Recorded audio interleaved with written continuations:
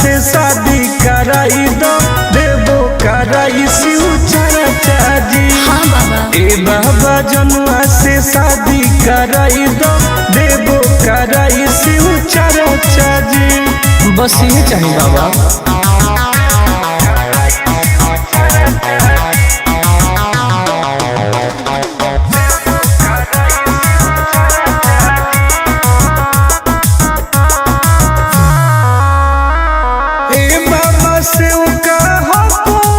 माथे पौधा दे हो हमारा हाथ दया करी बाबा।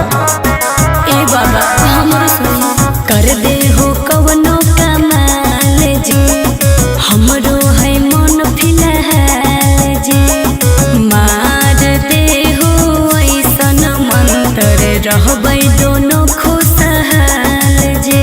करो हियो दिल के बात आज चर्चा जी। ए बाबा जनुआ से शादी कराई दो देबो कराई शिव चर्चा जी। ए बाबा जनुआ से शादी कराई दो देबो कराई शिव चर्चा जी।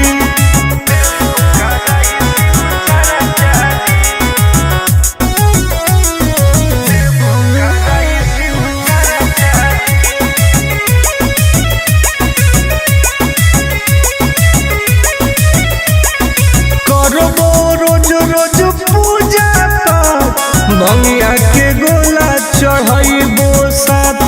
हाँ बाबा।